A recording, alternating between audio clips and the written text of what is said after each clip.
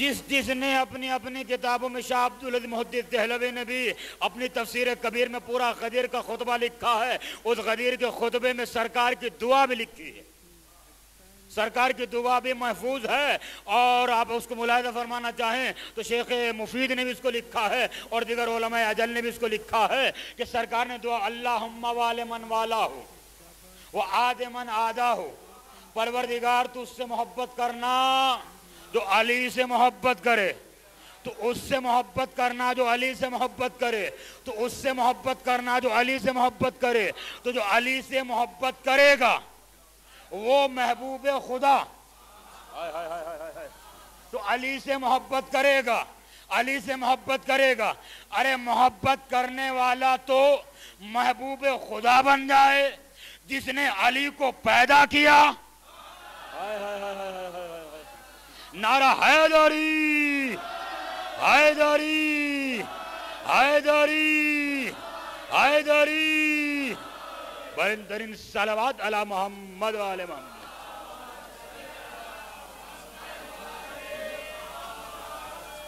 ایک بندہ گندہ سدھر جائے اور سدھر کر علی کو جان لے، پہچان لے، علی سے محبت کرنے لگے، تو محبت علی کی وجہ سے وہ محبوب خدا بن جاتا ہے۔ علی سے محبت کرنے کی وجہ سے، علی سے محبت کی، اللہ اس سے محبت کرنے لگے گا۔ تو جس علی کو یا علی یا علی یا علی، جس علی کو جس نے پیدا کیا اس سے اللہ محبت نہیں کرے گا، اس سے اللہ دوست نہیں رکھے گا۔ بس عزیزان گرامی، اللہ کی مصلحت اللہ جانے، رسول اللہ کی مصلحت رسول اللہ جانے۔ ہم نے تو جو سنا ہے، جو پڑھا ہے، ہم تو وہی بیان کرتے ہیں۔ سرکار ختمی مرتبت کو نہ معلوم کیا بات، کیا پسند آیا تو ایک مرتبہ پروردگار نے عالم وجد میں فرمایا علی کی آنکھیں میری ہیں، علی کا چہرہ میرا ہے، علی کے ہاتھ میرے ہیں، علی کی زبان میری ہے، علی کا ذکر میرا ہے۔ تو جیسے سرکار نے دیکھا علی کی ہر چیز اللہ لے رہا ہے، تو بے ساختہ سرکار نے فرمانا شروع کیا لحموں کا لحمی، لحموں کا لحمی، دموں کا دمی، صلبوں کا صلبی، حربوں کا حربی، یا علی تیرا خون میرا خون۔ توجہ سب مل کے بولیں، سب مل کے بولیں، یا علی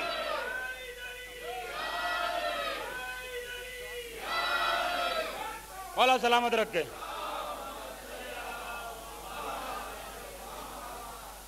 بے ساختہ سرکار نے فرمایا لحموں کا لحمی، یا علی تیرا گوشت میرا گوشت ہے، دموں کا دمی، یا علی تیرا خون میرا خون ہے، حربوں کا حربی، تیرا دشمن میرا دشمن، تجھ سے جو لڑے گا مجھ سے لڑے گا۔ تو عزیزان گرامی سرکار نے فرمایا ہے نا، یہ بھی متفقہ مسئلہ بیان کر رہا ہوں، یا علی تیرا خون میرا خون، تیرا خون میرا خون، تیرا خون میرا خون۔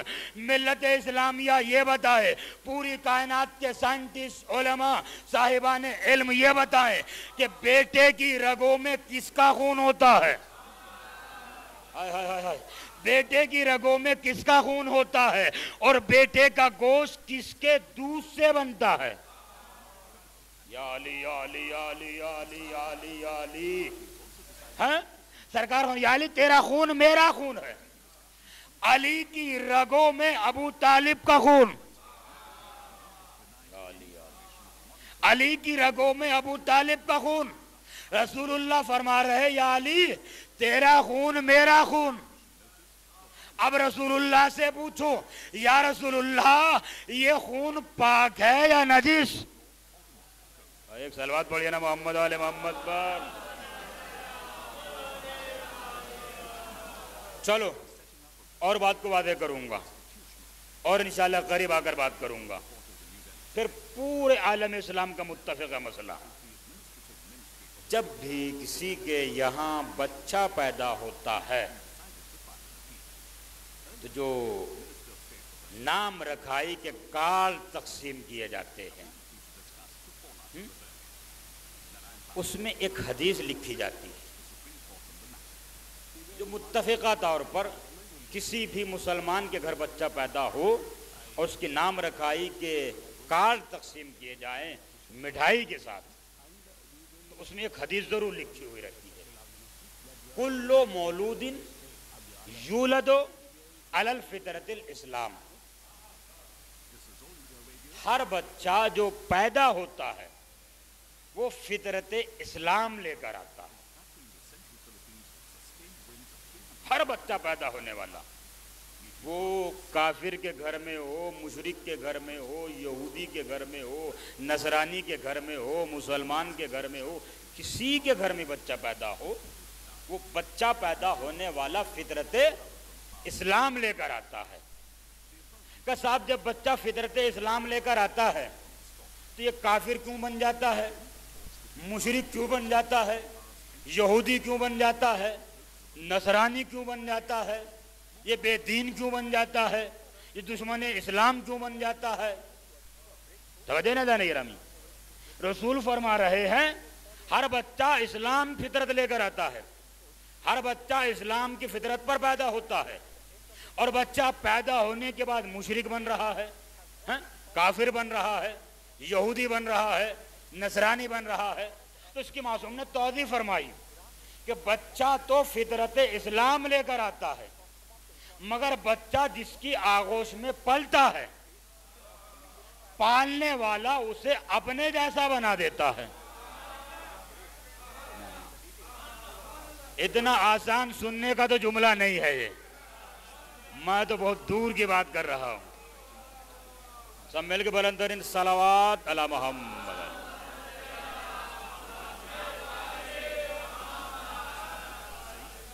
بیدار ہے نا جانے گرامی؟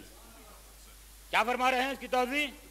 کہ نہیں، بچہ تو فطرت اسلام لے کر پیدا ہوتا ہے، مگر چونکہ بچہ جس کی آغوش میں پلتا ہے وہ پالنے والا اسے اپنے جیسا بنا دیتا ہے۔ کیا سن رہے ہیں جانے گرامی؟ پالنے والا اسے اپنے جیسا بنا دیتا ہے۔ رسول پلے ابو طالب کی گود میں، سن رہے ہیں جانے گرامی؟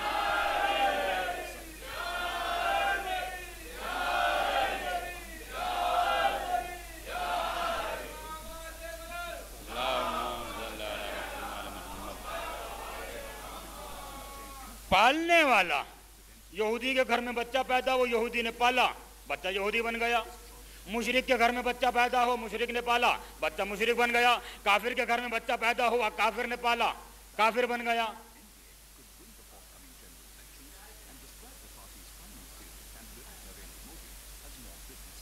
ابو طالب نے اپنی گود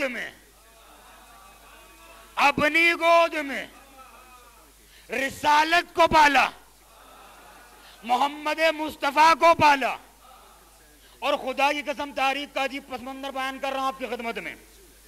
آغوش ابو طالب میں رسول پلے، رسول کی گود میں علی پلے۔ ہائے ہائے ہائے ہائے ہائے ہائے ہائے، یا علی۔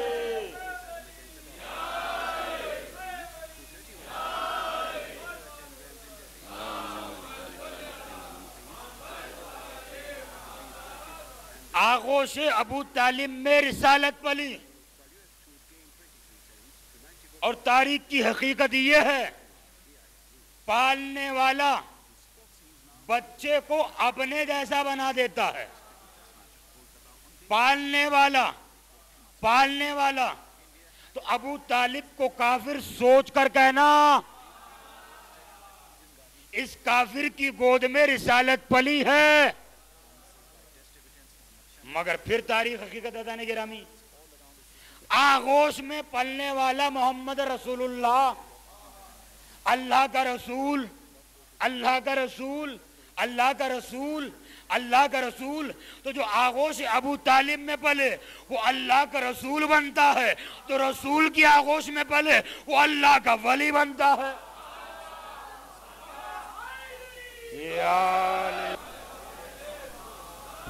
تو صاحب پالنے والے جس طرح پالتے ہیں پرورش کرتے ہیں، پالنے والے اپنے اعتبار سے اس کو اپنے جیسا بنا لیتے ہیں۔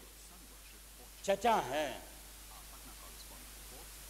رسول اللہ کے حضرت ابو طالب، چچا۔ تاریخ میں ایک چچا اور گزرا ہے، تاریخ میں ایک چچا اور گزرا ہے، حضرت ابراہیم کا چچا آذر جس کا نام تھا، وہ بھی چچا ہے۔ مگر آپ تاریخ حضرت ابراہیم خلیل اللہ پڑھیں گے تو اس میں ملے گا کہ آذر اور حضرت ابراہیم کی کبھی بنتی نہیں تھی۔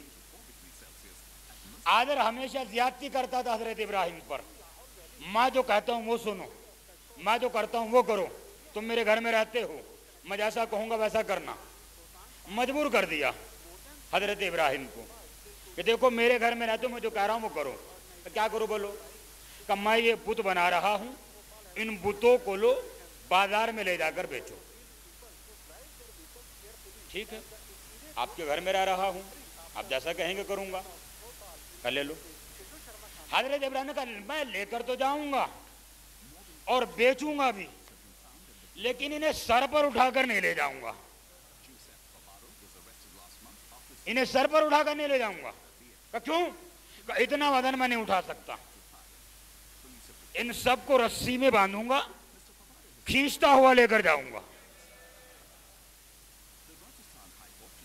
سب کو رسی میں کھینچتا ہوا لے کر جاؤں گا۔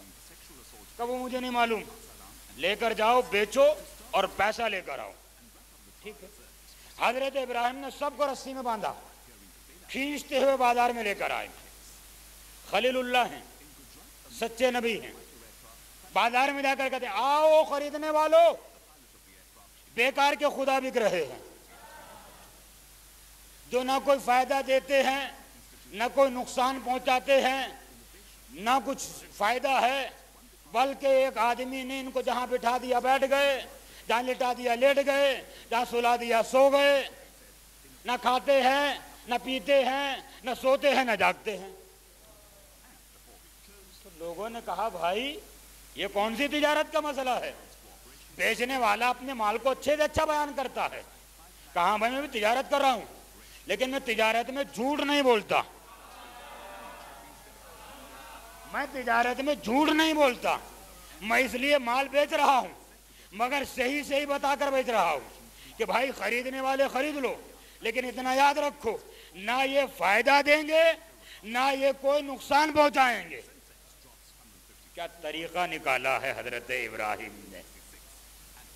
اس طرح حضرت ابراہیم کا ایک بھی نہیں بکا، واپس گھسیٹتے ہوئے لے کر آ گئے۔ کیا ہوا؟ وہ خریداری نہیں ملا، کوئی خرید ہی نہیں رہا ہے۔ تو تم نے بیچا نہیں ہوگا؟ میں نے بیچا، میں نے تو آواز لگائی آؤ خدا بک رہے ہیں خریدو، مگر کوئی خریدار تیار ہی نہیں تھا خریدنے کے لیے۔ تو اب اس نے آذر نے کہا میں تم پر ظلم کروں گا، حضرت ابراہیم پر ظلم کیا۔ کیوں عزیزان گرامی؟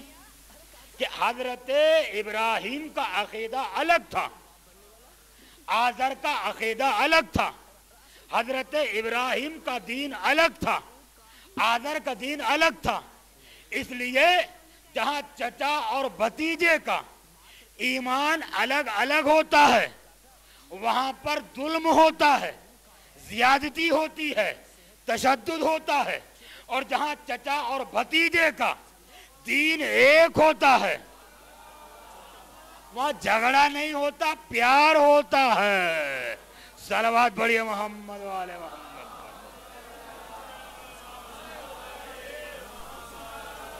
حضرت ابراہیم علیہ السلام کا چچا تھا آذر، لیکن چونکہ دونوں کا ایمان الگ، عقیدہ الگ، مذہب الگ، اس لیے دونوں ایک دوسرے سے الگ، لیکن یہاں الگ عالم ہے۔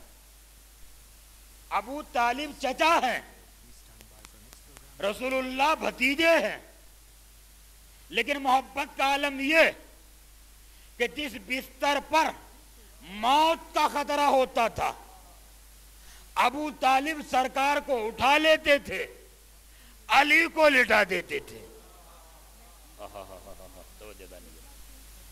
جس بستر پر موت کا خطرہ ہوتا تھا، رسول اللہ کو ہٹا لیتے تھے، اپنے بیٹے کو لٹا دیتے تھے۔ اسی طرح مسلسل جب تک زندہ رہے حضرت ابو طالب حفاظت کرتے رہے۔ دسترخوان جب لگایا جاتا تھا، کھانا چن دیا جاتا تھا تو مسند بچھائی جاتی تھی، مسند پر حضرت ابو طالب سرکار کو بٹھاتے تھے، پہلو میں خود بیٹھتے تھے، اس کے بعد علی کو بٹھاتے تھے، اپنے ہاتھ سے پہلا نوالا ابو طالب اپنے ہاتھ سے رسول اللہ کو کھلاتے تھے، اور جب رسول اللہ کھا لیتے تھے اس کے بعد کہتے تھے اپنے بیٹوں سے اب تم لوگ کھاؤ۔ اپنے ہاتھوں سے ابو طالب رسول اللہ کو کھانا کھلاتے تھے، اپنے ہاتھوں سے۔ آج مجھے بتاؤ کوئی مسلمان کسی کافر کے ہاتھ سے، کوئی مسلمان کسی کافر کے ہاتھ سے کھانا پسند کرے گا؟ ارے کافر کی دکان کا کھانا نہیں کھاتے۔ ایک صلوات پڑھیے نا محمد والے محمد، ہے نا؟ اور رسول اللہ ابو طالب کے ہاتھ سے کھانا کھاتے تھے، حضرت ابو طالب اپنے ہاتھ سے کھانا کھلاتے تھے۔ تو سوچئے کیا مقام ہے حضرت ابو طالب کا، کیا منزلت ہے حضرت ابو طالب کی، کیا شرف ہے ابو طالب کا۔ اور یہ محمد مصطفیٰ تمام انبیاء کے سردار ہیں، تمام انبیاء کے سردار۔ ایک لمحہ امت میں ایسا بھی آیا کہ جب موسیٰ فرعون کے دربار میں گئے اور جب پہلی بار دودھ پلانے کی بات آئی تو موسیٰ بھوکے رہے، کسی کافرہ کا دودھ نہیں پیا۔ موسیٰ بھوکے رہے، کسی کافرہ کا دودھ نہیں پیا جب تک حضرت موسیٰ کی والدہ نہیں آ گئی۔ موسیٰ نے کسی کا دودھ نہیں پیا کیونکہ نبی پر کافرہ کی غذا حرام ہوتی ہے۔ کافرہ کی غذا حرام ہوتی ہے۔ تو موسیٰ امتی ہے محمد مصطفیٰ کے۔ تو ایک امتی بھوکا رہتا ہے، کافر کی غذا نہیں کھاتا۔ تو ابو طالب کے دسترخوان پر 35 برس معمول نہیں ہوتے اذان گرامی، 35 برس دسترخوان ابو طالب پر سرکار ختمی مرتبت کھانا نوش فرماتے تھے۔ 35 برس۔ قرآن اٹھا لیجئے، حضرت موسیٰ کی تاریخ آپ ملاحظہ فرمائیے، نہیں پیا موسیٰ نے کسی کافرہ کا دودھ، بھوکے رہے، روتے رہے، بلکتے رہے، لیکن کسی کافرہ کے دودھ کو منہ نہیں لگایا کیونکہ حرام۔ تو موسیٰ ایک لمحے کے لیے کسی کافرہ کے دودھ کو گوارا نہیں کرتے۔ محمد مصطفیٰ 35 برس دسترخوان ابو طالب پر پروان چڑھے۔ تو مجھے ایک جملہ کہنے کو دل چاہتا ہے دانے گرامی، محمد مصطفیٰ اور امت کا فرق ملاحظہ فرمائیں۔ پوری امت کو جس کے دسترخوان سے رزق ملتا ہے اسے محمد مصطفیٰ کہتے ہیں، اور محمد مصطفیٰ کو جس کے دسترخوان سے 35 برس رزق ملے اسے ابو طالب کہتے ہیں۔ سرکار کا مرتبہ ملاحظہ فرمائیے، پھر سرکار کے اعزاء اور اقارب کا مرتبہ ملاحظہ فرمائیے۔ کائنات میں سب سے بڑی مشکل یہی ہے کہ لوگوں نے نہ صحیح اللہ کو پہچانا، نہ رسول اللہ کو پہچانا۔ انہیں علی کیا سمجھ میں آئے؟ جنہیں اللہ ہی کی معرفت نہ ہو، رسول اللہ ہی کی معرفت نہ ہو، انہیں علی کی معرفت کیا ہو؟ حالانکہ میں آج کس مجلس کو بعنوان توحید پڑھنا چاہ رہا تھا، مگر ایک منزل آئی اور میں اس طرف آ گیا، اور انشاءاللہ میں परसों की मजलिस इंशाअल्लाह पूरी तौहीद पर पढ़ूंगा। हैं? अल्लाह क्या है पहले वो पहचानो, रसूलुल्लाह समझ में आ जाएंगे, और जब रसूलुल्लाह समझ में आ जाएंगे फिर अली समझ में आ जाएंगे, अली समझ में आ जाएंगे तो हसन भी समझ में आ जाएंगे, हुसैन भी समझ में आ जाएंगे। मगर यहाँ मसला ये है, अल्लाह ही आज तक समझ में नहीं आया। अल्लाह कहना बहुत आसान है, अल्लाह को अल्लाह समझकर अल्लाह कहना ये बहुत मुश्किल है। इसीलिए आज लोग बेअक्ली पर अमल कर रहे हैं, क्योंकि अक्लें सल्ब हो जाती हैं जिसको मार्फत तौहीद नहीं होती। अल्लाह उनकी अक्लें सल्ब कर लेता है जिन्हें अल्लाह की तौहीद की मार्फत नहीं होती। इसीलिए वो लोग इतनी भी तमीज़ नहीं रखते कि कौन सा काम कब करना चाहिए, कौन सा कब नहीं करना चाहिए, कैसे करना चाहिए, कैसे नहीं करना चाहिए। मैं मिसाल सामने आपकी अगली बात करूंगा, कोई किताब की बात भी नहीं करूंगा, कोई तारीख की बात भी नहीं करूंगा, कोई रिवायत की बात भी नहीं करूंगा। अगली बात मुलाहिजा फरमाइए, हमने अभी कुछ दिन पहले ईद मनाई जिसको ईद उल अजहा कहा जाता है ना। क्यों मनाई?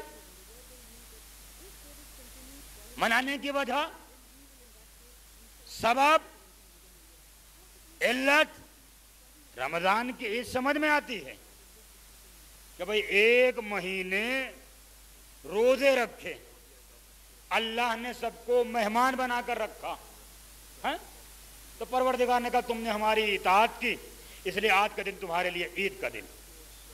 एक महीना तुम पाबंदी से रहे, आज तुम हमें आजाद कर रहे हैं, तुम आजाद हो जो चाहे करो, है? ये समझ में आता है। लेकिन ये बेवक्ती ईद, कुछ भी नहीं किया। ऐसा होता कि भाई 10 दिन एक काम करो, नमाजें पढ़ो कसरत से, उसके बाद 11वें दिन ईद मनाओ। ऐसा होना चाहिए था, काम करो 10 दिन खैरात करो, 11वें दिन ईद मनाओ। कुछ तो पीछे रहना चाहिए था, कुछ भी नहीं है, ईद मनाओ। और पूरा आलम इस्लाम ईद मना रहा है। पूछे साहब क्यों ईद मना रहे हैं? अरे क्या बात सुना रहे हैं आप?